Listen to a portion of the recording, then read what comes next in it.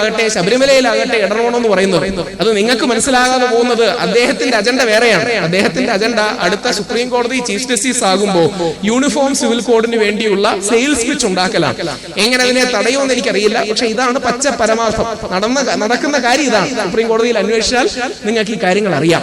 അപ്പൊ ഇന്ത്യയിലെ വലതുപക്ഷം ഇത് ചെയ്യുന്നതിന്റെ കാരണം, ഞാൻ വലതുപക്ഷത്തിനോട് ഒരുമിച്ച് നിൽക്കുന്ന വ്യക്തിയാണ്, ഉള്ളിലുള്ള ഇൻസെക്യൂരിറ്റിയാണ്. ലോകത്തെ right wing governments, Donald Trump അമേരിക്കയിലാകട്ടെ, നെതന്യാഹു ഇസ്രായേലിലാകട്ടെ, ഇവിടെ നിൽക്കുന്ന ഹിന്ദു വലതുപക്ഷ ഭരണകൂടമാകട്ടെ, ഇവരുടെ മനസ്സിലെ ഇൻസെക്യൂരിറ്റീസും ജനസംഖ്യയെ കുറിച്ചുള്ള തെറ്റിദ്ധാരണകളും ജനസംഖ്യാ വളർച്ചയെ കുറിച്ചുള്ള അബദ്ധജടിലമായ ധാരണകളും കാരണം ഇവര് പ്രൊപ്പൽ ചെയ്യുന്ന ഇത്തരം അജണ്ടകൾ തടയണമെന്നുണ്ടെങ്കിൽ ആ വിഭാഗത്തിലെ ആൾക്കാരെ കാര്യങ്ങൾ പറഞ്ഞു മനസ്സിലാക്കണം.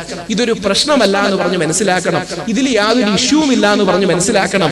വ്യത്യസ്തതകളുണ്ട് ഫെർട്ടിലിറ്റി റേറ്റ്സിൽ, പക്ഷെ ആത്യന്തികമായി അതൊക്കെ ഒരു നാടിന്റെ കോമൺ പൂളിലേക്ക് പോകൂ എന്ന് പറഞ്ഞു മനസ്സിലാക്കണം. ഇത് മനസ്സിലാക്കാതെ ഈ പ്രശ്നങ്ങൾ പറയാതെ നമ്മുടെ ഉള്ളിൽ കിടക്കുന്ന ഇത്തരം കാര്യങ്ങൾ സോൾവ് ചെയ്യാൻ കഴിയില്ല. കുറച്ചുകൂടെ പേരെടുത്ത് തന്നെ പറഞ്ഞാൽ, ഇപ്പോ നമ്മുടെ ഹിന്ദു വലതുപക്ഷത്തിലെ ആൾക്കാർ പിടിക്കുന്ന ലൈൻ സവർക്കറുടെ ലൈനാണ്. സവർക്കറുടെ ലൈൻ എന്ന് പറഞ്ഞ വി ഡി സവർക്കറുടെ ലൈനാണ് എത്തീസ്റ്റിക് ഹിന്ദുത്വ, നിരീശ്വരവാദപരമായ ഹിന്ദുത്വ.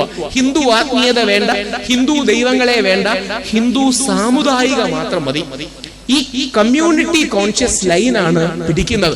ഇതിൽ നിന്ന് ഒരു ഗാന്ധിയൻ ഹിന്ദുനെസ്സിലേക്ക് നമ്മുടെ നാട്ടിലെ ബഹുഭൂരിപക്ഷം ജനതയും കൊണ്ടുവരാൻ വളരെയധികം ശ്രമപ്പെട്ട് കാര്യങ്ങൾ പറഞ്ഞു മനസ്സിലാക്കാനുള്ള ഒരു ഉത്തരവാദിത്വം നമുക്ക് വേണം. ഇല്ലെങ്കിൽ നേരത്തെ സമദാനി ഇദ്ദേഹം പറഞ്ഞതുപോലെ അപരത്വം സൃഷ്ടിക്കുന്ന ഒരു നറേറ്റീവ് ഉണ്ടാക്കും. അതുകൊണ്ടാണ് ചിലരെങ്കിലും കേട്ട് കാണും, അങ്ങനെ ഒരുപാട് വിദ്വേഷ പ്രസംഗങ്ങൾ നടത്തുന്ന ഒരു വ്യക്തി ശബരിമലയിൽ ഞങ്ങളെല്ലാം ആദരിക്കുകയും ലോകം മുഴുവൻ പറയുകയും ചെയ്യുന്ന വാവരെ കുറിച്ച് പറയുകയുണ്ടായി.